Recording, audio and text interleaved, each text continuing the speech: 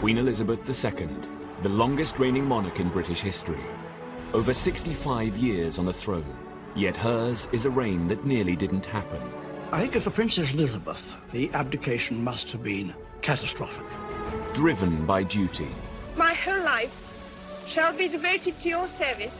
She's ruled over crisis and war. Our thoughts today are with those in the South Atlantic. And dramatic social and technological change. Television has made it possible for many of you to see me in your homes on Christmas Day.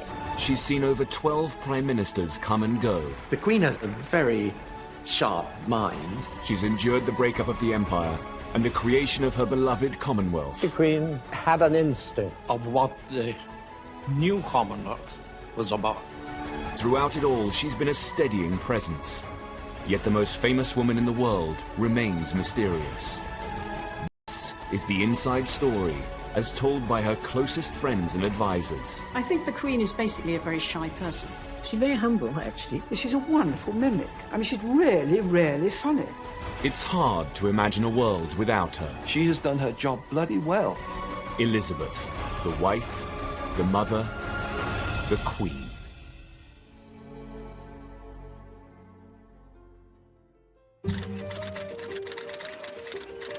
In the late 1950s, prosperity and technology was transforming the world and expanding our horizons. All over Britain, people were embracing new possibilities and moving with the times.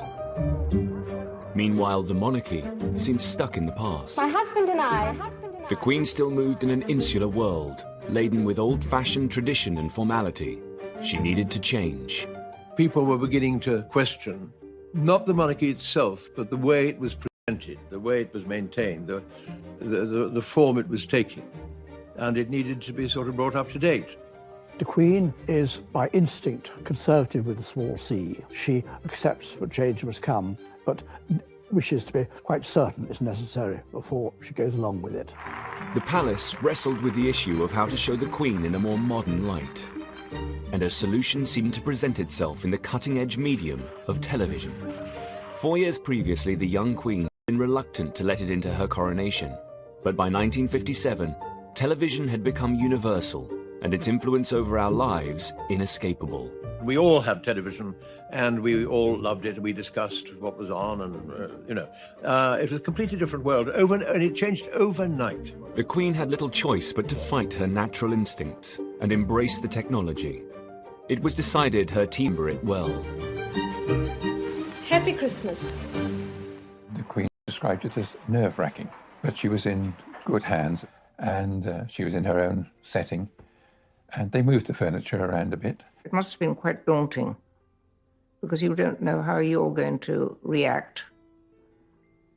And there's not much you can do about it if it comes out badly. The broadcast was produced by the BBC's Peter Dimmock. My father had asked the Queen if she would use a teleprompter, but she declined because she felt it was much more natural when she was speaking to the nation to speak to them directly without using one. Prince Philip was very much holding her hand in throughout all of this. The Queen was rather nervous, and Prince Philip must also have known that she was rather nervous. He stood behind the camera and made encouraging faces at her, not ridiculous faces, which encouraged her to relax and to smile. The broadcast was transmitted from Sandringham House at 3 o'clock on Christmas Day, 1957. 25 years ago, my grandfather broadcast the first of these Christmas messages. Today is another landmark, because television has made it possible for many of you to see me in your homes on Christmas Day. There was the Christmas tree, and there were the corgis, and there was all that sort of stuff, fine, to make an atmosphere of relaxation. But the voice was always, sort of hemmed in. There was a little sort of feeling of claustrophobia about it. One longed for it to open out, and it didn't. In the old days, the monarch led his soldiers on the battlefield, and his leadership at all times was close and personal. One can feel the strain when she's doing this broadcast. She's not sitting back and enjoying it. I cannot lead you into battle, but I can do something else. I can give you my heart. She's got an aura of aloofness about her, which I think is probably slight self-defence.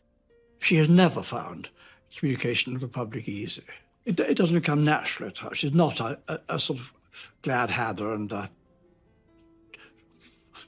natural chatter-up. And so I wish you all, young and old, wherever you may be, all the fun and enjoyment and the peace of a very happy Christmas.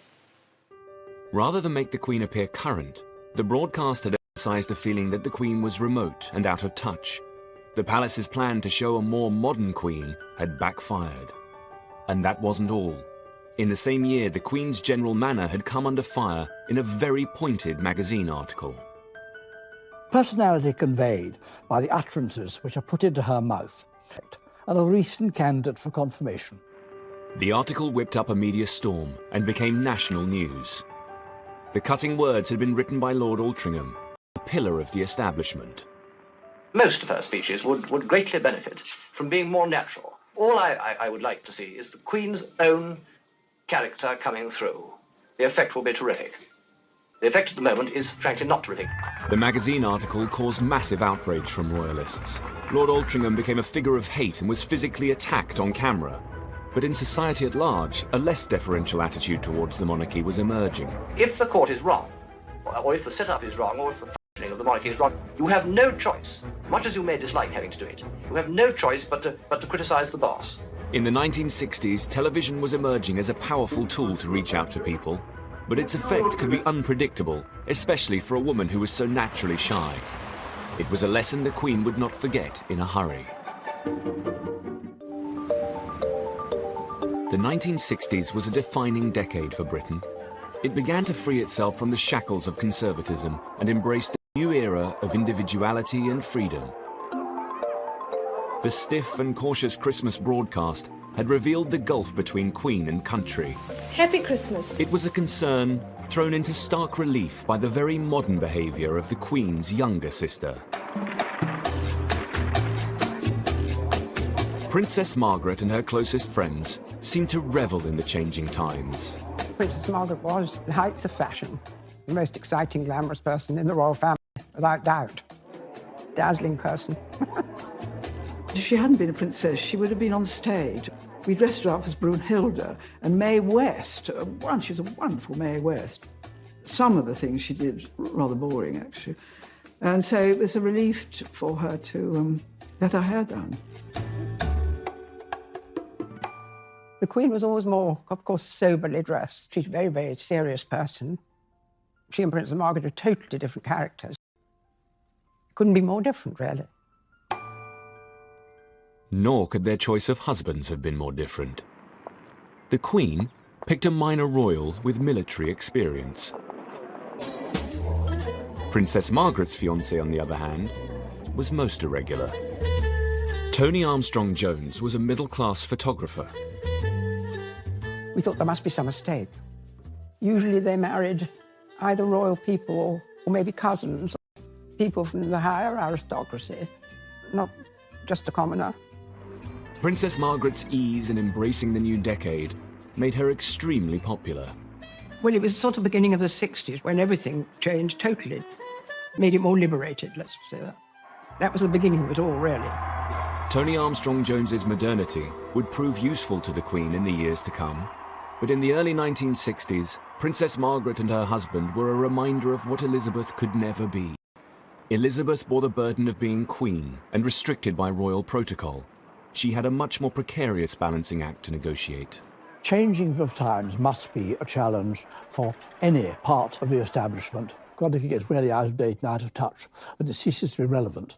And in the not-so-distant future, it will cease to exist. A trendy monarch, I think, would be a horrifying concept for her.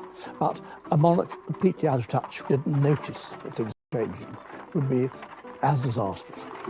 While the Queen was considered out of touch at home, it was a different story on the global stage. The Commonwealth had always been hugely important to her.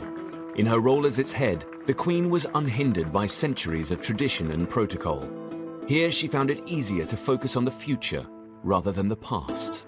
The Queen has always been at the progressive, encouraging edge of the modern Commonwealth as a voluntary association, in sharp contrast rather more outdated attitudes of some in the British political scene. Including her Prime Minister, Harold Macmillan. Harold Macmillan may have talked about the winds of change. She knew they were blowing.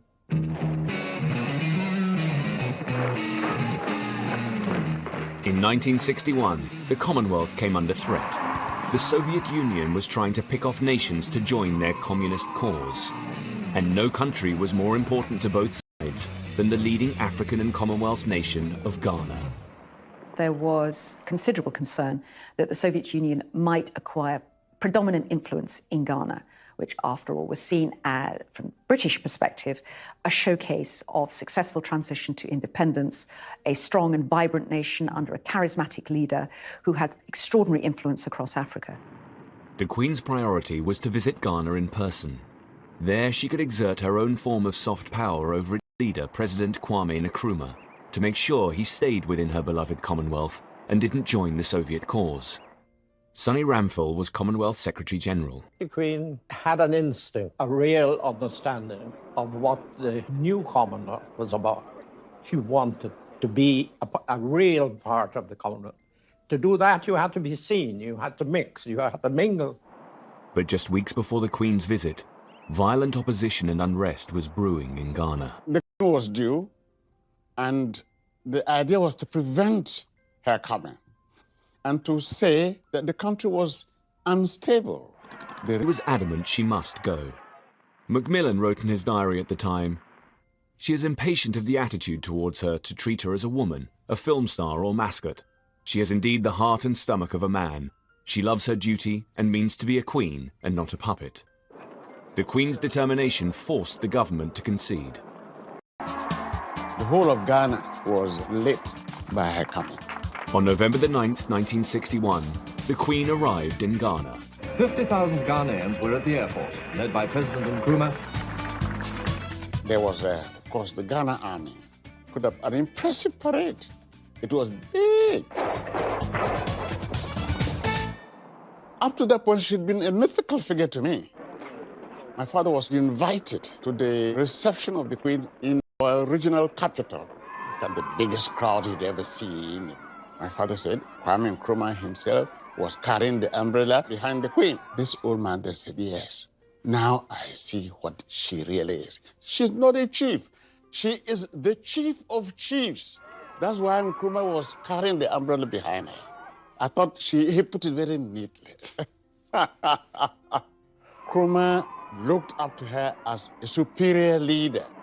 By establishing a personal relationship with Ghana's leader, the Queen had ensured this important country remained a steadfast member of the Commonwealth, away from the Soviet Union's influence.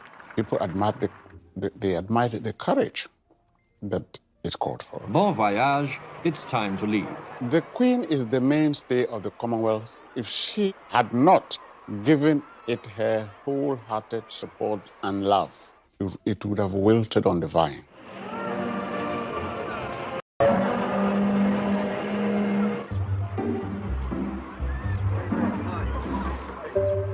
Back at home, the Queen found herself ruling a country undergoing its own political upheaval. Throughout her reign, she'd held weekly audiences with her prime ministers, and so far they'd been conservative and aristocratic.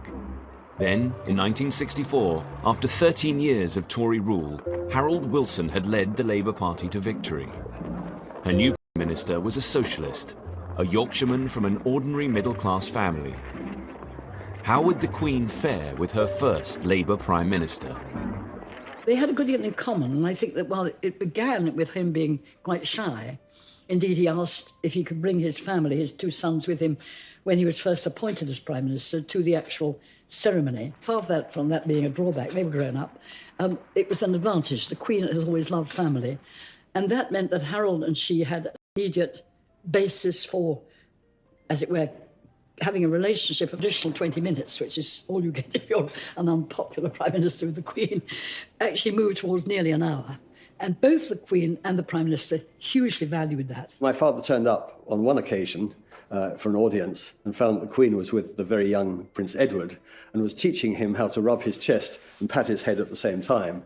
So my father was brought in on the exercise and was asked to join in. The Queen is well known to speak in a fairly direct way. She can be quite down to earth in the way she speaks. Harold was also quite a direct man who spoke the language of where he came from, which was Yorkshire, and that was another bond. Harold Wilson was able to provide the Queen with a useful insight into her people and her country. I think the Queen found it very interesting that my father had come from a much more normal background than some of his predecessors as Prime Minister. And I think the Queen found it useful to talk to him about how normal people, ordinary people, lived. The Queen enjoyed Wilson's company, despite their social differences. Every autumn, the Queen and the Duke of Edinburgh invite the Prime Minister of the day up to Balmoral for a weekend. The Queen drove my parents around herself, where they went in and they had a nice informal cup of tea with the Queen brewing the tea, and both the Queen and my mother doing the washing up afterwards. Once when Harold Wilson was staying at Balmoral, they were on the moor together and the rain came down and they got soaked and they were photographed. And the Queen gave him a photograph showing the two of them soaked on the moor together. And he loved it, he treasured it, he put it in his wallet and he carried it around with him until he died. This close relationship with Wilson had a growing influence on the Queen, and it helped her in the process of developing a more modern monarchy. He always spoke of the Queen with great respect, but also in terms that were human. He was a key figure in his relationship with the Queen in the gradual evolution of the monarchy into what one might call a democratic head of state, which the Queen has very carefully been, regardless of the party of the person who happens to be Prime Minister. The Queen was taking steps in the struggle to become modern. The close personal relationship she built with leaders both at home and abroad helped her keep up with the changing times. And these relationships would be particularly important when the Queen's most trusted mentor passed away. As the 1960s progressed, the Queen distanced herself from being the traditional untouchable sovereign. She started to emerge as a fairer and more approachable monarch. Nowhere was this more evident than at the funeral of wartime hero Sir Winston Churchill. He had been her first Prime Minister, her mentor, and her friend. Churchill, Knight of the Garter, Order of Merit, Companion of Honour.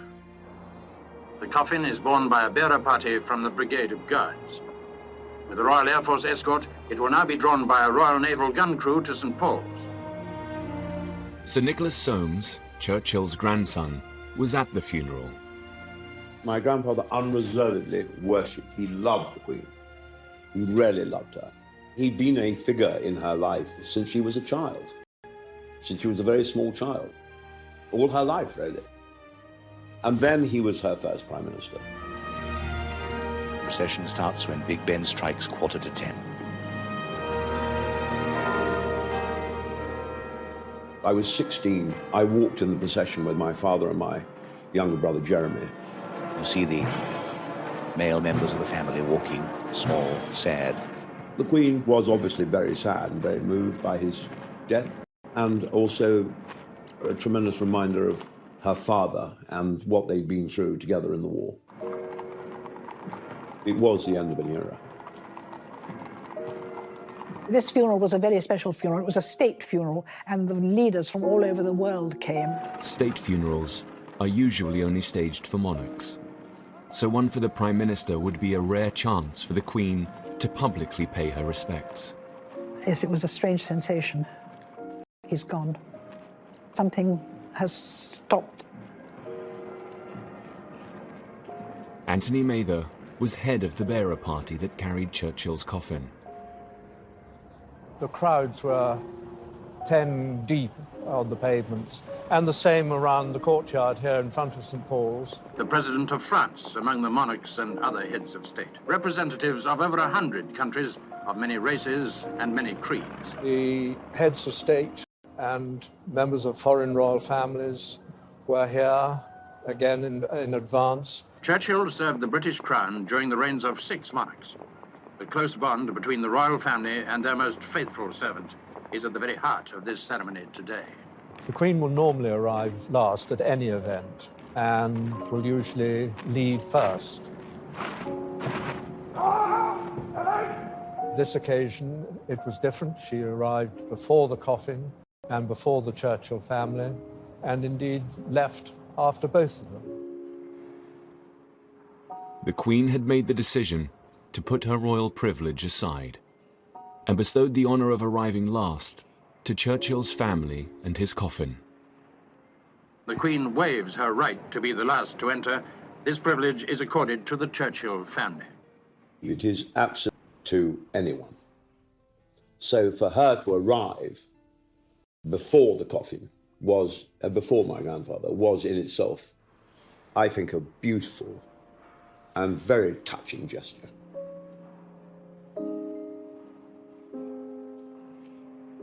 Churchill's funeral had shown the Queen could dispense with royal protocols on special occasions. Yet some traditions the Queen held on to more tightly, and she could be formidable in her protection of them. Even the humble postage stamp. When anti-monarchist Tony Benn became Postmaster General, he launched an appeal for a new set of stamp designs. It was an exciting prospect for young designers of the time, like David Gentleman. I wrote saying that they should have more interesting subjects and also that they should have no Queen's head. I'd already discovered that fitting the Queen's head on was a really ticklish problem. It would be better left off. The Queen's head on stamps, which some of the designers objected to because it took up so much of the space of the stamp for their own art to be pushed into the corners. They pressed Tony Benn, when he became Postmaster General, as a well-known radical and a well-known Republican radical, into changing the design of the stamps. I'd been commissioned to do a set of stamps for the anniversary of the Battle of Britain. The key thing about this is that only one of them has the Queen's head on it. When the Post Office heard about it, it was absolutely aghast. Yet Tony Benn wasn't deterred. He was sure he could persuade the Queen to break this 120-year-old tradition. Tony Benn was going to have an audience with the Queen anyway about stamps in general, and he took my designs along with him.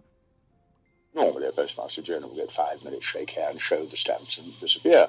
But I took the Gentleman album with me, and she was on a chair, and I sat on the floor, and I opened this, and she'd never seen them before, of course. The Queen genuinely rather liked Tony Benn. He's a very attractive character, but I think she undoubtedly felt that he was a somewhat dangerous one, a slightly maverick figure, and viewed with some suspicion any idea which he was identified with. She looked respectfully at the designs he put that Tony Benn spread out all over the floor around her, because he was relieved to discover that the Queen was quite happy with the idea of reading the designs from off the floor and not from a carefully arranged portfolio. And so he was very happy. He left the palace in a euphoric state of mind, thinking that he had won this great battle. Well, he hadn't. So I said, oh, thank you so much. He said, leave the album. I said, I don't think I will. So I took it away at the time, and he told me it couldn't be done. Tony Benn had seriously underestimated the Queen's readiness to change this particular tradition. In a very quiet way, the palace understood that this was very fundamental, that that constant reiteration of our being a monarchy, which you get again and again every time you stick a stamp on, was something that was really very crucial. And they were determined not to yield. But the Queen, as the person who actually saw her minister, in this case Tony Benn, was not prepared to be put in a position of saying no to an elected government. What then happened brilliantly, I think, was a very clever compromise. The silhouette of the Queen's face, or the Queen's profile, which now appears on all our stamps, sometimes in black, sometimes in gold, but always there, very small, but clearly present. Since then, the design of British stamps has been fantastic. The Queen understood the importance of royal symbols. Yet her role wasn't only symbolic. As an increasingly modern Queen, there were times when a more personal approach was needed. Never more so than during a national disaster. Death is no stranger to the mining communities of Wales. They've had to make a place for it in their philosophy. But a disaster such as this is beyond any limits of experience or acceptance. At 9:15 a.m. on the morning of the 21st of October 1966, the Welsh mining village of Aberfan suffered a terrible tragedy. Then 23 years old, medical student Mansell Aylward was one of the first on the scene. I arrived in Aberfan just before 10 o'clock. All I could see was these huge waves of what looked like lava. You know, when you see a volcano erupting and there's slow but not hot, cold stuff coming down the side of the mountain with large stones in the middle. A catastrophic landslide had destroyed the village and engulfed a school. Mansell's own relatives were among those they hoped to find alive. They'd be digging and somebody would blow a whistle or shout and everything would stop. And there'd be silence. We were waiting to see if we could hear anything.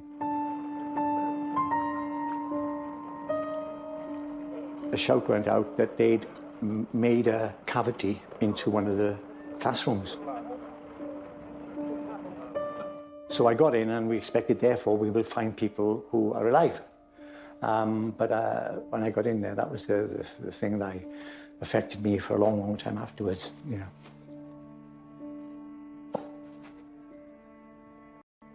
I still feel that.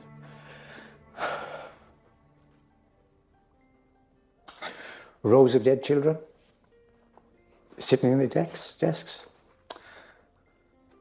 I don't want to go into any great detail because I know, and to make matters more emotional, their teacher was in front of them, dead, with his arms out, you know, trying to protect them.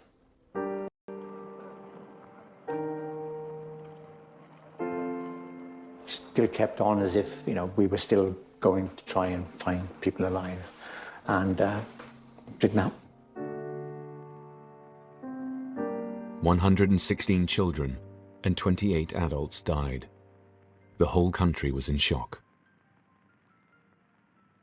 Prince Philip visited Aberfan the following day, but there was a feeling that the Queen's presence was needed.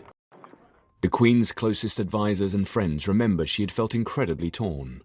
The Queen's motives were absolutely the best. She did not want to go there and distract the attention of those who were still trying to find living children under this awful mudslide. There's nobody doubts how she would be feeling. And if you'd lost a child and she suddenly appeared, you wouldn't appreciate it really, would you? I don't think I would, anyway. The Queen was also struggling to manage her own emotions. She seems in some way to feel things too strongly, as if and she'd rather run away from it. If you're Queen, you have to be able to contain yourself. I mean, we can all burst into tears whenever we feel like it, however embarrassing it is, but that's something they simply cannot do. Is that inherent in her nature? Is it something she has cultivated along with the stiff upper lip? We know that she has talked to friends about her words being inadequate in a really tragic situation like that. It must be impossible. I don't know how they do it, frankly, because they have emotions like we all do. It must be very, very hard. 8 days after the disaster, the Queen visited the destroyed village. Mansell's cousin had died in the school, and he had just attended the funeral. She arrived in a car, and the people were just, you know, they weren't in the streets in the sense of, you know, they were just there, and the rubble was still there, and the damage was still there. I was very near. She looked very somber and sober. Aloof, perhaps, to some extent.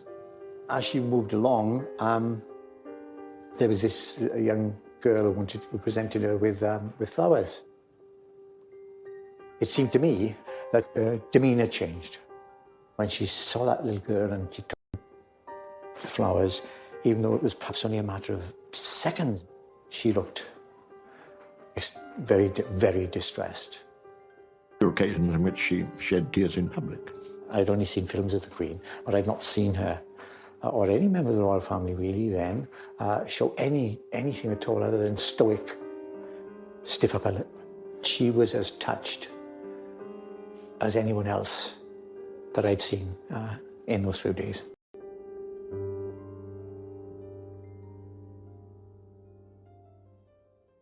I think she felt in hindsight that she might have gone there a little earlier. It was a sort of lesson for us all, that you have the need to show sympathy and to be there on the spot, which I think people craved from her.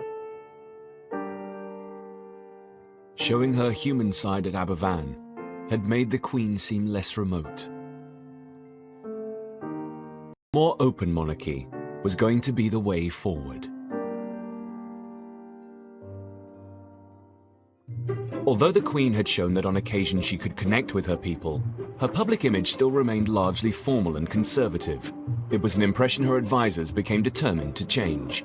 And by the late 1960s, it became clear to most of them that their most powerful tool would be the press. Well, Richard Colville was the first press secretary that the Queen had. And I think it's probably true to say that he and the press didn't always altogether get on.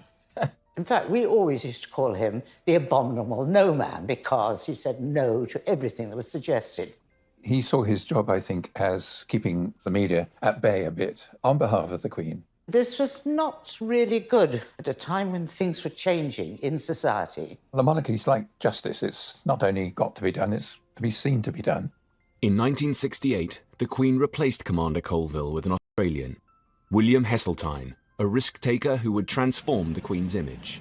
Well, thank you very much. That's a flattering sort of thing to say. I was a little bit more sympathetic to the media and their wish to know a little bit more about the Queen and Prince Philip as people. It was certainly my own feeling that there was room to move a little bit more towards the idea of access and the presentation of the Queen and members of her family as warm human beings.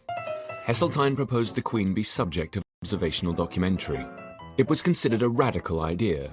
For the first time ever, the private life of the sovereign would be documented and shared with the country. Do you wish we haven't let the puppies out to us now? Yes, try. Yes, try. No, you must. Mommy, my puppy. Well, we'll see if she's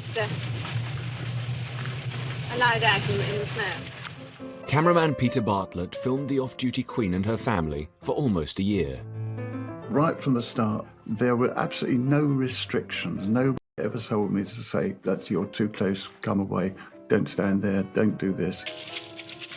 She got used to me being around with a camera much quicker than she got used to the idea of there being a live microphone. Up until then, everything that the Queen spoke was scripted. Have their big ears and their big paws. Lovely big tubby bladders, except you aren't making it so mess me jacket. Won't you be? I don't think Prince Philip liked it very much. He approved in theory of the project, but when it came to the actual experience of having these people about him, he was a little impatient about it. But the Queen was wonderful about it. We filmed all sorts of things. One of them was the Queen taking Prince Edward into the village in Balmoral to buy an ice cream.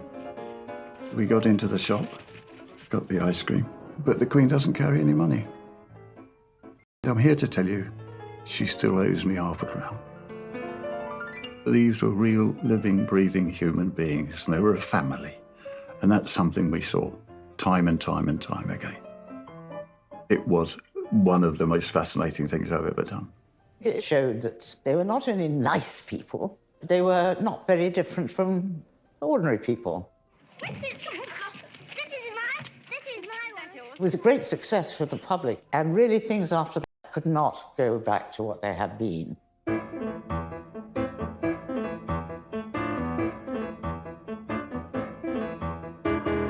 But the documentary was not a great success with the old guard of royalists. With monarchs, you want to feel there's a mystique, there's a mystery, there's something above all that, you know. And I don't necessarily want to see them barbecuing sausages. Or flicking away mosquitoes. That's not what monarchs do. I mean, I know they do, but if you see what I mean, they don't. And so I was really against the film, and I don't think it was a good idea. And looking back on it, I still don't think it was a good idea. I was never allowed to forget it. There were 3 private secretaries who were senior to me in the royal household, and I think to a man they were very wary of what was going on and pulled the reins in on me from time to time. I think he really knows better than anybody. The documentary was never aired again at the palace's request, and the doors to the Queen's private life were firmly shut. Big roast hang out on the programme. Anybody else have any carrots? Later that same year, Elizabeth would try a different approach, one which would ensure a more accessible Queen but retain an element of mystique, a style that embraced modernity but didn't dispose of all royal tradition, and it would be put to the centuries ago, when Edward I said at Carnarvon, "I give to you a prince." The investiture was a really extraordinary occasion in 1969. And it was a sort of strange pseudo-medieval ceremony. A descendant of the blood of the ancient Welsh dynasties, even of the great Llywelyn. Princess Margaret's husband, now Lord Snowdon, was responsible for modernising this archaic event. Lord Snowdon, Constable of Carnarvon Castle, offers the key. And Dame Gillian's husband was the Garter King of Arms, organising the ceremonial elements. Lord Snowdon invented a new uniform for himself. It was green. He was quite a small man, and he came to be known rather unkindly as the little green elf. Full television coverage would be critical to ensure people felt a part of the ceremony. The ceremony was designed for television. The canopy on the dais was transparent so that the cameras could see through if they needed to. The design of the ceremonial garb was modern and cutting edge, including the coronet. Lord Snowdon wanted something that was different and younger and sparkier, and so this crown has got spikes sticking up, and it just isn't, it's just different. I've never seen it worn again. I don't know if it ever will be. The coronet for sovereignty. Was a very innovative, modern design and didn't really relate to any other coronet that had been made before. The coronet itself was designed by Louis Osman. The rumour was that there was a ping-pong ball inside the orb on the Prince of Wales coronet. I know it's absolutely true. There is a ping-pong ball inside the coronet. When you peeled away the gold, you could see the name Helix actually on the gold and the ping-pong ball, which sort of great hilarity. I think it's absolutely lovely. It's sort of a reflection of the 1960s where anything goes. The ceremony was watched by 500 million people worldwide. The public, they always enjoy these royal flummeries, you know. It's quite fun. They liked it. In a way, it was important that the royals did that because it did make ordinary people feel part of something bigger than themselves. And what does this all mean? Is it just an out-of-date, meaningless formality, or has something important happened? It was wonderful. It was exciting, it was stimulating, it was fun, and it was a mixture of the old world and the new. Still at Carnarvon, it has been an impressive and a moving day. Success. The investiture was a victory. I thought it was wonderful. It also brought out the great romance of Wales. It did an immense amount of good to the monarchy, and it was a tremendous success. In the 1970s, Britain was going through tough times. The winter of our discontent. The days of the empire were long over. Even the gravediggers went on strike. And Britain was no longer the global superpower. We were just one of many. I think people are getting to a stage of feeling of failure after having been such a great power in their own right. The Queen would have to play a part in leading the country through this turmoil and help establish a new, more positive Britain. But as she approached 50, her popularity was waning. The problem for a monarch is that everyone likes a very young, glamorous monarch. Everyone likes a very old, supposedly wise monarch. But there's a period in between in which people get rather bored of the monarchy. But in the 1970s, being glamorous was not the Queen's priority. It was to provide the country with a sense of stability. She would start in 1972 by showing her support for Britain's entry into the European community with a visit to France. From Paris, it was en temps cordial all the way of the state visit by Her Majesty the Queen and Duke of Edinburgh. With the European Common Market just around the corner, the tour should cement our trade and friendship even more. Yet throughout her 5-day visit to Paris, the Queen had another, more personal matter on her mind. Her uncle, the Duke of Windsor, was dying from throat cancer. Confined to his home in Paris, he was hooked up to drips and bedbound. The Queen would visit the Windsors' home to say a final goodbye. But first, she had to make small talk with the woman reviled by many in her family. She called in and had tea with the Duchess of Windsor. The dogs jumped up, which rather annoyed the Queen because the Queen doesn't like badly behaved dogs. And they talked about anything and everything except the one thing that was on everybody's minds: the poor man dying in his room upstairs. Riddled with cancer, the Duke's strength was fading. The Queen went up to see the Duke of Windsor. With great difficulty, he rose from the chair to give his bow, because after all, she was his queen now, as well as his niece, and it meant a great deal to him that she paid him this final courtesy.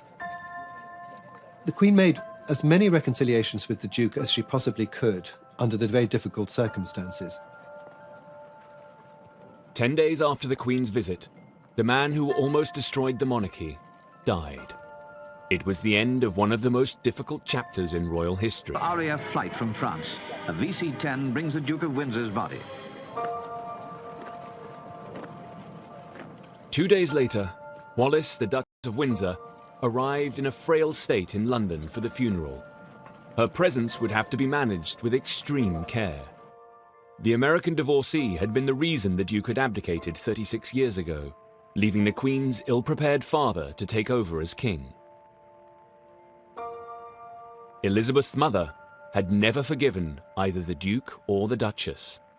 There was always going to be a bit of ill feeling, I think, as Queen Elizabeth, the Queen Mother, was concerned. It suited her very well, I think, to consider that the Duchess of Windsor had sort of stolen the king and that she was a very evil woman. Overcome with grief and all alone, the Duchess was in a fragile state, and the Queen stepped in to ease the situation. It wasn't, of course, easy because they didn't really know her, and the Duchess was very nervous of the whole business of coming over. She was so kind, the Queen. She is so kind. She looked after her and had her stay with her at Buckingham Palace and made sure that she was happy and comfortable and had the food she wanted and things like that. Hugo Vickers was amongst the mourners at the Duke's funeral, where the Duchess was extremely distressed. The Queen was very solicitous to the Duchess and helped her find her place in the hymn book and so forth, and generally looked after her during the service. She made it as easy as possible. More than that, the Queen soothed old tensions and brought her mother and the Duchess together. When the Duke of Windsor was being buried, the royal family went down with the Duchess of Windsor, and Queen Mother came as well. She wasn't meant to originally, but she decided to come, which is a huge, huge reconciliation. The Queen went even further and asked the Duchess for her final wish. After he'd been put into his grave, the Queen asked, which side of him do you want to be buried on? On one side of the grave, there is a plane tree, and the Duchess thought, well, I was always in his shadow during my lifetime, so that would be the side for me. Also, she used to collect the leaves of the plane tree which used to fall in her garden and place them on her dressing table. And she thought, well, no one's ever going to put flowers on my grave, so it would be nice if the leaves of the plane tree fell onto my grave. And that's the side she was buried on in 1986. The Queen had helped heal a wound that had festered in her family for decades. And this ability to lead the way through turmoil and strife would be tested over and over again throughout the 1970s. Been Queen for almost 20 years. She was well versed in opening buildings, meeting officials, and avoiding controversy. When you think of some of the events she's had to sit through hours on end, that takes doing. I thought when I was private secretary arranging the programs, sometimes one ought to build in a small spontaneous disaster, because she so enjoyed it when something went slightly wrong in the course of the day's event. There was an occasion in Papua New Guinea. The Queen had arrived with the usual formalities. The local MP was dressed in PNG fashion in a few feathers and not very much else. And he got up to speak and he couldn't see his notes. What those who were seated behind him could see was that his bare and rather sweaty bottom had attracted all the notes, and there they were, firmly attached to his person while he looked about for them. And that was the sort of incident that appealed to her very much. Back in Britain, the Queen had a lot more to worry about than the odd mishap by a foreign dignitary. And whilst she navigated her way through this difficult decade with care, her husband was, unfortunately, less cautious. Queen Elizabeth has not had a pay raise for nearly 18 years. Is that creating an awkward situation, sir? Very. We're going to the Red next year. I should probably have to give up both, and it's as easy as I go. Poor old Prince Philip. He knows what he's doing. He's not stupid. But there is something in him which simply can't resist saying something outrageous. I think it was one of Prince Philip's throwaway remarks to stress the Queen, probably more than any other suggestion could have done. Somebody's got to do the job. The Queen wasn't the only one upset by Prince Philip's comments. His reference to royal hardship was met by public furore. When Prince Philip comes along and says he'll have to engage in a supreme hardship of doing without his polo, it really is more than I can bear. In contrast to the rest of the country, there was a feeling that the Queen had it all. In 1971, Britain's housing was dilapidated, yet the Queen enjoyed living in a choice of 5 grand homes. Jobs were lost and companies went bust, while the Queen travelled the world in private jets and boats. People particularly disliked the royal train. Funded by the taxpayer, it was seen as an expensive luxury. Mr. Mellis, how long have you been the royal chef on the train? Over 12 years. How many trips is that? Good gracious, I couldn't tell you. I mean, it is rather a lot. Nick Edwards shows us around the Queen's carriage, which she used until 1977. He's in charge of maintaining the royal train's high standards to this properly. The Duke of Edinburgh is his old W.H. Smith road atlas to see where he's travelling on the train. And finally, we make sure the temperature's okay. The Queen likes it quite high, and the Duke of Edinburgh likes it slightly lower, and the Prince of Wales likes it very cold. The Queen's old carriage was both comfortable and functional. So we go into the coach, make sure the sleeping and bathing accommodation. This will be the only time that we go into the Queen's accommodation, just to make sure it's done correctly. Water bottles, fans, etc. Into the bathroom accommodation, toiletries, making sure everything's clean and tidy, anything that's required, tissues, etc. The royal train was the Queen's favourite way to travel around Britain. She liked not being in too much of a hurry. And of course, if you're on the train, nobody can get at you. And for those close to her, it was an extraordinary experience. One of my own experiences of travelling on the royal train was of actually having my first and only bath on a moving train. So there's a confession. For the public, the royal train, with its custom-built carriages, dedicated staff and meticulous preparations, was an indulgent luxury,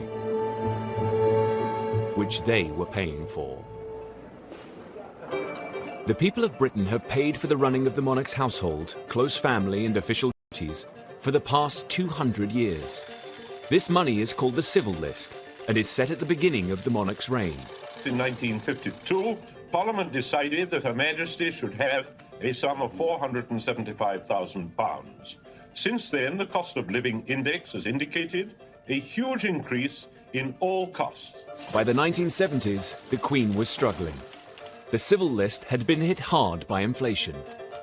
The cost of everything in the country in those 20 years had gone up enormously. By 1971, the Queen's finances had reached crisis point. And to continue in her role as head of state, she reluctantly went to Parliament to ask for an increase to the civil list. Neither the palace nor the government liked going back to Parliament for more money for the civil list. It didn't go down well. A cross-party select committee was set up to look into the matter. Well, it was a political hot potato. It was a thing that needed to be shepherded through quite gently. Some MPs were appalled and described the request as the most insensitive and brazen pay claim made in the last 200 years. There ought to be a cost-benefit analysis of the royal family expenditure on income. Since a civil list was a civil list, it's always been for the duration of the reign, however long. Thank you both very much. The inquiry would become the biggest investigation into the value of the monarchy of the Queen's entire reign. A 264-page report was compiled. The public needed to be convinced, public duties, that the Queen performed in the national interest and not private fripperies. And so, without any fuss or bother, the palace showed them the books, as it were. How much was spent on entertaining, visiting heads of state? How much was spent on travelling around Britain? All the sorts of things that you see being done. Everyday expenses, you might say, absolutely essential.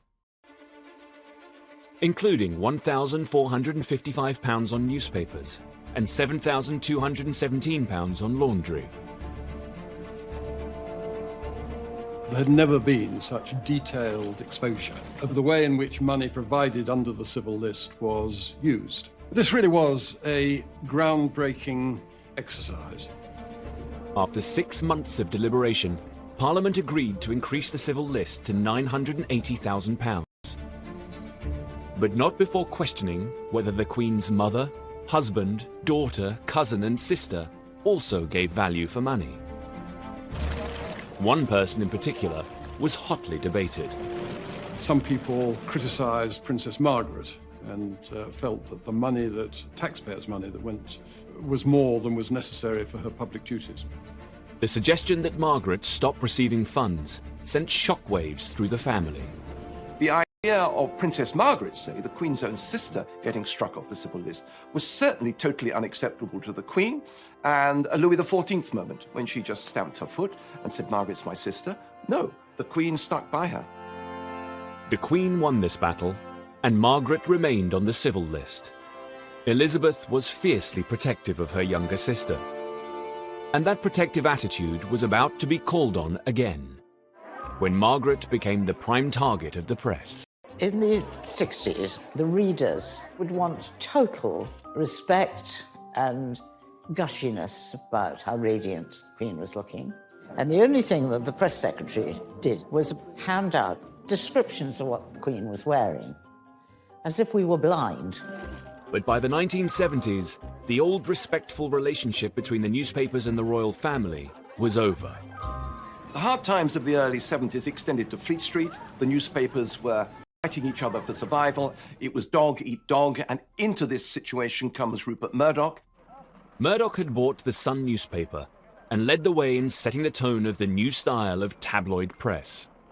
Murdoch, of course, changed everything. And one of the things that he specialised in was being cheeky to the royals. And everybody loves gossip. He just saw how royal stories could sell newspapers, just as he exposed women on page 3. The new hunger for scandal and gossip served only to exacerbate a difficult situation in Princess Margaret's private life. 10 years after she had married photographer Lord Snowdon, their relationship was on the rocks, and Fleet Street was awash with tales of extramarital affairs. People knew all about the rumours of her having affairs, and it was partly because she looked like a woman who'd be having affairs. But there is always denial. What did she say about the rumors? We didn't talk about that. Not at all. It was very awkward for the Queen. She realised that Princess Margaret's marriage was pretty difficult. And so she sort of stepped in. Children was going to stay with her a lot and did our best to make it better for Princess Margaret, I think. The situation became increasingly difficult when Lady Glenconner and her husband introduced Margaret to a man 17 years her junior, Roddy Llewellyn. I remember being on the doorstep when Colin drove back, and Princess Margaret and Roddy were sitting in the back seat, more or less holding hands. And I thought, heavens, what have we done? Roddy Llewellyn was a nice, dim gardener, but he came from quite a good family. Anyway, she was having it off with him. In an effort to keep their affair under wraps, Margaret and Roddy spent time together on the private Caribbean island of Mustique. It was a boat, let's say. You know, she adored it and went there whenever she could. It was like a house party, and there was always some exciting thing going on. She was centre of attention there. There were quite a lot of young men hanging about. But by the mid-1970s, a new breed of Murdoch-inspired photographer found a way onto the island. Suddenly, it's paparazzi, it's celebrity culture. And in this celebrity culture, the pop stars and the actresses, the royal family are the biggest game of all. So what you really want if you're a newspaper editor is you really want a picture of a royal in a compromising position, because that is going to triple, quadruple your circulation. On February the 22nd, 1976, the News of the World published a picture of Princess Margaret cavorting with Roddy Llewellyn. This photograph of her with a younger man on a Caribbean island, soaking up the sun, apparently as lovers, at a time when the rest of Britain is suffering 3-day weeks and that sort of thing. It was a game-changing moment. It did produce a rather oppressed frenzy, as it were. And I think that must have been very difficult for them. Also, can you tell me what happened there? What you have to say about what happened? It was terrible, really. She didn't have an easy life. It may have been part their own fault, but you know what I mean. Less than a month later, the palace announced... Because it was quite unusual, in a way, for the times we lived in then.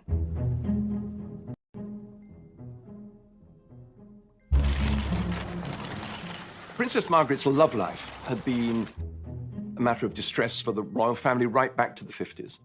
The royals did not get divorced. The royals were perfect. The royals didn't have marital problems. They were the fairy tale. That was the idea. And affairs and divorces and being exposed, scandal in the newspapers, it pretty much brought them down to everyone else's level. The fact that there was a divorce did change a lot of things, because if you remember, people who were divorced weren't allowed to, go to the garden party. They weren't allowed into various bits of royal ascot. You weren't allowed as a divorcee near the royals. Well, of course, when the Queen's sister divorces, so they had to forget about all that. It changed a lot of protocol. Divorce from the early years has been the bugbear of the Queen's reign, from the abdication through Margaret. Yet the Queen was torn. Margaret's happiness was also very important to her. It was difficult for the Queen, and I felt rather guilty always, having introduced Rodney to Princess Margaret. But after Princess Margaret's funeral, the Queen, she said, I would just like to say, Anna, it was rather difficult moments, but I thank you so much introducing Princess Margaret to Rodney, because he made her really happy. Margaret's love life shattered the image of a stable and loyal royal family. And that, combined with the outcry over the Queen's finances, was making this the Queen's rockiest decade yet. In the 1970s, Britain was in desperate need of stability, which the monarchy was struggling to provide. Now, as the decade progressed, Queen Elizabeth turned her mind to offering the country a more certain future, and she hoped that her heir, Prince Charles, could help. The solution that the royals, that the politicians, that the courtiers have to all the royal problems, to all the problems of the 70s, is that Charles needs to get married.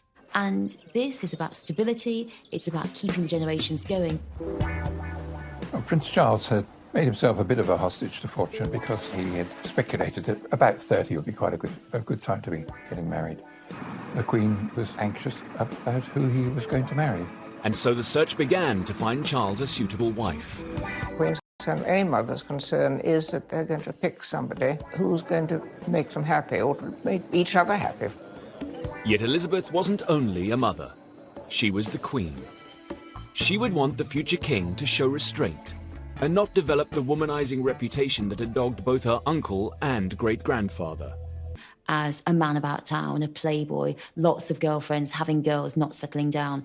Because everyone knew that the prince was incredibly sought after. He was very marriageable.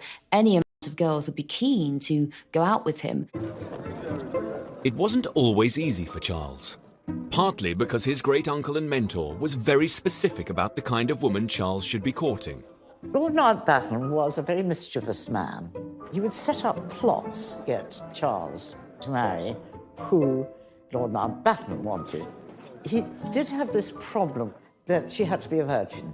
You couldn't have the next Princess of Wales to have had any sexual experience whatsoever. And I said to Mountbatten, you're mad. This is the 70s. There cannot be a virgin in the land. I said, honestly, I mean, are you going to have tests?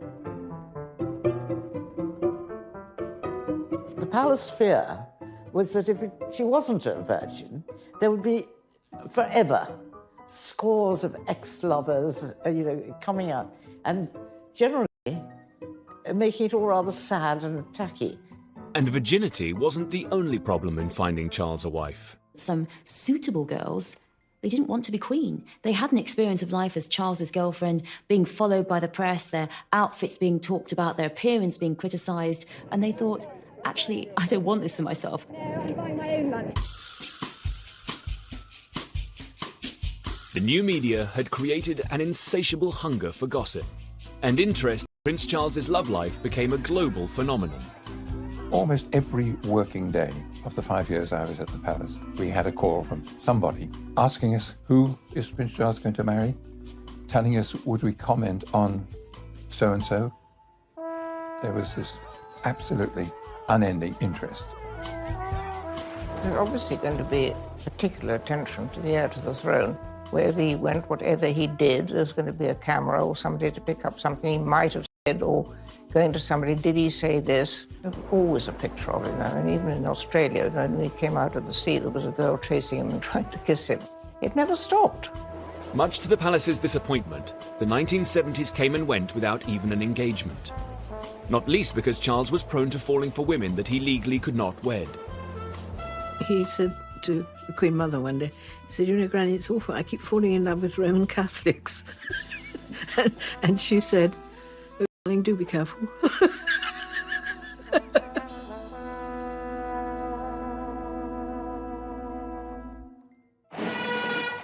Unable to use her heir's marriage to provide Britain with a more certain future, the Queen, that involved avoiding at all costs getting embroiled in the country's political struggle.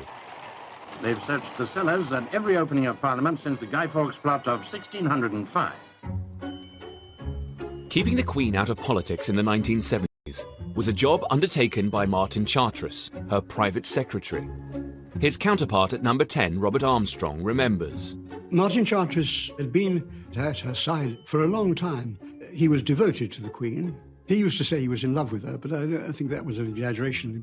But he was clearly very fond of her, and I think she had a trust in him and an affection for him, which was probably unique. We had become really very good friends. Each of us understood what our role was, protecting the Queen's interest, trying to make sure that she was not drawn in politically. The risk was that she might be called on to use her reserve powers, which allowed her to personally dissolve Parliament and appoint Prime Ministers. But it's the form of power, rather like a nuclear weapon, that never, ever do you really want to use it. The Queen preferred to avoid making political decisions and instead followed the recommendations of her Prime Ministers and the democratic will of her people. And that gives her the opportunity of separating in the public view, of not getting involved, if you want, in the Parliament's debate of the day. In the back of her mind was the knowledge that her ancestors had once overstepped the mark and suffered the consequences. The Queen is the first to know that while she reigns, she doesn't rule. At the moment, any sovereign started to try and throw his or her weight about in that sense, that would be the end of the monarchy. The Queen's insistence on political impartiality was fundamental to the popularity and survival of the monarchy in Britain. In delivering her gracious speech from the throne, the Queen is taking no part in politics. The speech is prepared for her by the incoming government. Yet in Australia, where she was also Queen, her representative did use the Crown's power to intervene in politics. This nearly brought the Queen's sovereignty of Australia to a dramatic end. I knew it was a coup. It really was a coup. The most dramatic and lethal event in Australia's political history. In 1975, Australia faced a constitutional crisis. Never seen you fellas up so early. There was a political deadlock in its two houses of Parliament. Seriously expect Mr. Whitlam to give ground on this today. Well, we'll find out, won't we? Government funds for all public services had been blocked. With neither house prepared to surrender, the country was being held to ransom. It was over policy, it was over politics, it was over culture, and it was over the sort of country Australia was to be. Old Australia and the new Australia. While politicians battled to find a way out of the mess, Governor-General John Kerr, the Queen's representative in Australia, was losing faith in the Prime Minister, Gough Whitlam. Kerr hatched a bold and audacious intervention. Sir John Kerr is certainly an egotist. In my view, he had trouble written all over him. And I personally would never have appointed him to be Governor-General.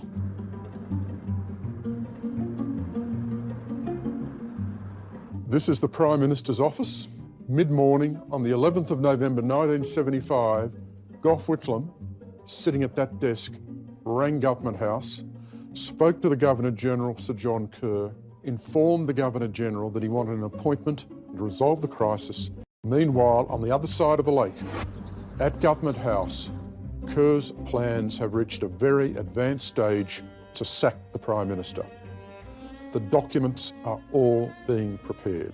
This is a constitutional ambush. I was with Gough Whitlam and Kerr the last time they saw each other in a happy way, and they were having a great old time, guffawing and laughing. There was no warning for Whitlam. Kerr broke all the conventions. Whitlam goes to Government House. Kerr, on the table in the study, has face down the dismissal letter. Kerr hands Whitlam the letter and gives Whitlam the greatest shock of his political life, the body blow that terminates his Prime Ministership, not at the hands of the people, but at the hands of the Governor-General through use of the Crown's powers. Kerr had personally sacked Whitlam and appointed a man he believed could solve the crisis, opposition leader Malcolm Fraser. It was as unthinkable as the Queen firing the British Prime Minister on the spot. Paul Keating was the youngest member of Gough Whitlam's cabinet at the time. And I said to Whitlam, we should lock Kerr up. We should arrest him and lock him up. Well, may we say, God save the Queen. Because nothing will save the Governor-General. A call was made to Buckingham Palace. David Smith, the Governor-General's official secretary, said, "I'm ringing to tell you that the Governor-General has just dismissed Mr. Whitlam as Prime Minister." "Oh," I said, what did you say? He certainly gave the Queen no notice of what he was intending to do to resolve the situation until it had actually happened. Kerr's actions had been completely at odds with the Queen's desire to stay out of politics. We knew Kerr abused the powers that the Queen herself... For a day or two and hoped that a political solution of some sort might have been achieved is the matter about which I have been concerned and have still got the view that he might have done so. We know that in 1977, 2 years after the dismissal, the Palace was quite happy to see Sir John Kerr retire prematurely. The consequences involving the Crown in politics were monumental. It changed the very fabric of the Australian nation. It destroyed forever the general bipartisanship and goodwill between the parties here. And to this day, public life in Australia is disfigured by that event. The dismissal lit the fire of republicanism. Keating never forgot it, he never forgave Kerr, and always, close to his heart, harboured the idea of an Australian republic. The Australian Prime Minister flew the Republican flag. The Australian crisis proved that using the Crown's powers to meddle in politics would fundamentally threaten the Queen's position, whether in Australia or in Britain. Members of the Senate, pray be seated. It was an episode the Queen would never forget.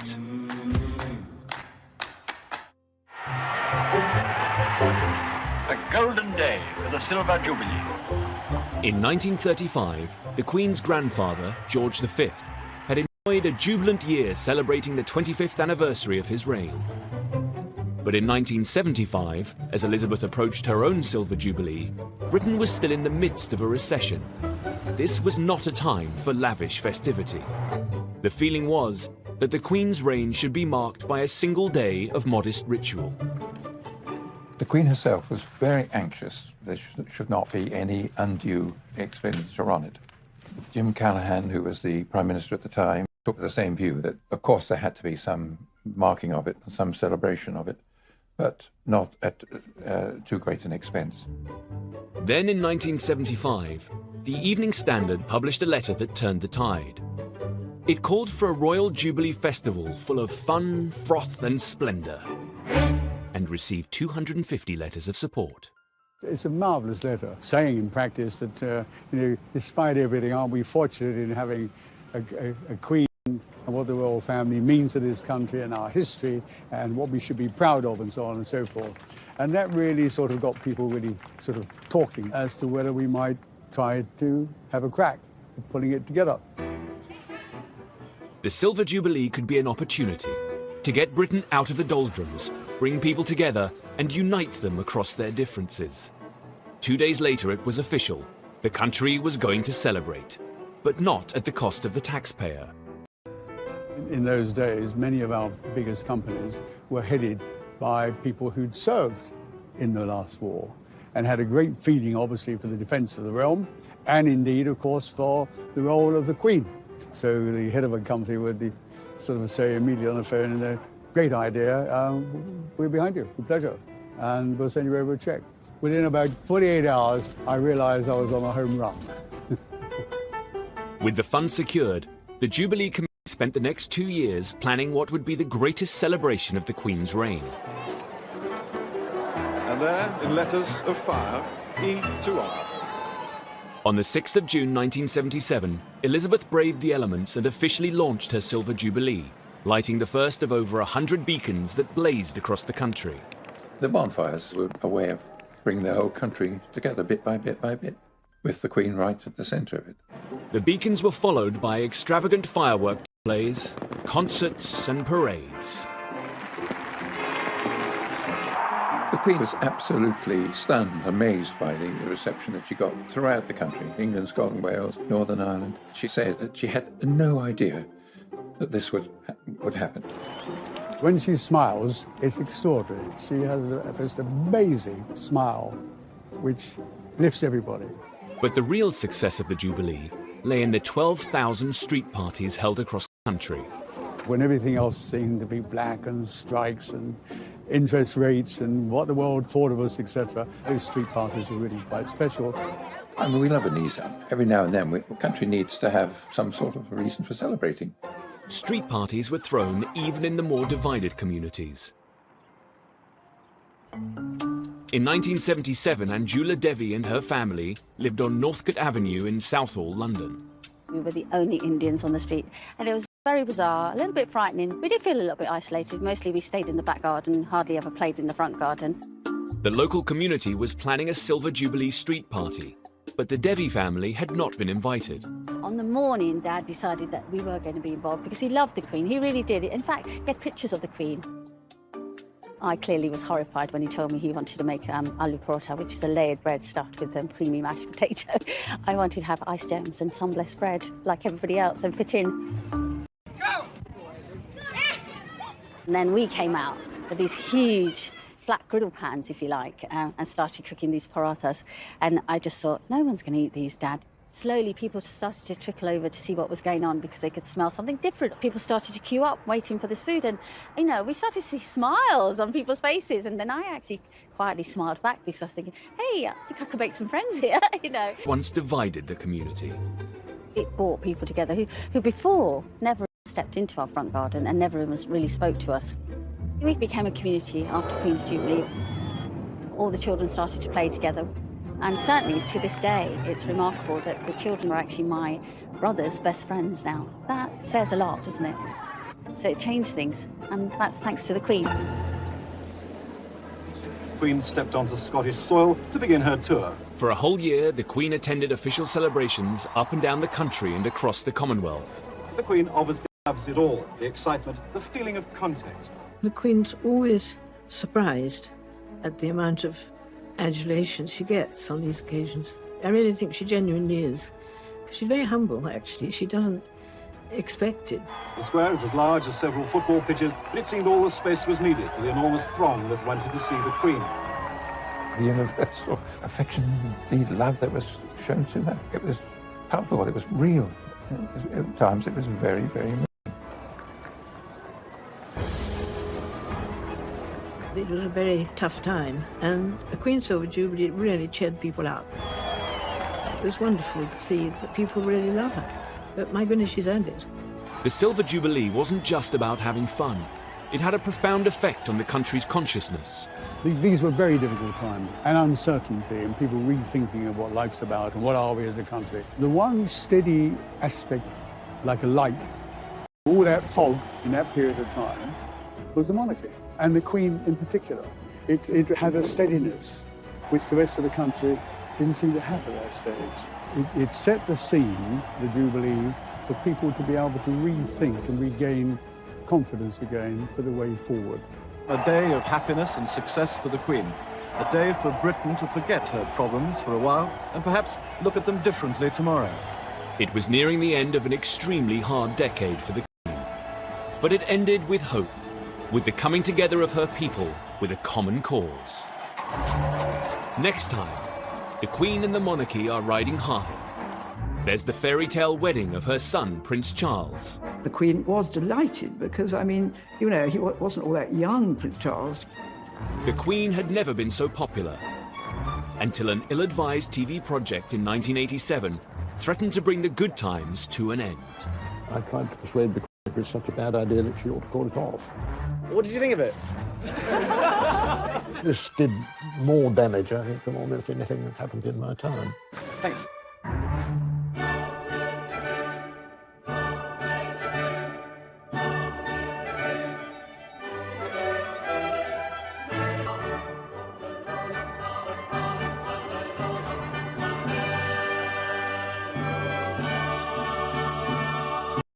In the 1950s, prosperity and technology was transforming the world and expanding our horizons. All over Britain, people were embracing new possibilities and moving with the times. Meanwhile, the monarchy seemed stuck in the past. My husband and I. The Queen still moved in an insular world, laden with old-fashioned tradition and formality. She needed to change. People were beginning to question not the monarchy itself, but the way it was presented, the way it was maintained, the form it was taking. And it needed to be sort of brought up to date. The Queen is, by instinct, conservative with a small c. She accepts that change must come, but wishes to be quite certain it's necessary before she goes along with it. The palace wrestled with the issue of how to show the Queen in a more modern light. And a solution seemed to present itself in the cutting-edge medium of television. 4 years previously, the young Queen had been reluctant to let it into her coronation. But by 1957, television had become universal, and its influence over our lives inescapable. We all had television, and we all loved it. We discussed what was on, and, it was a completely different world, and it changed overnight. The Queen had little choice but to fight her natural instincts and embrace the technology. It was decided her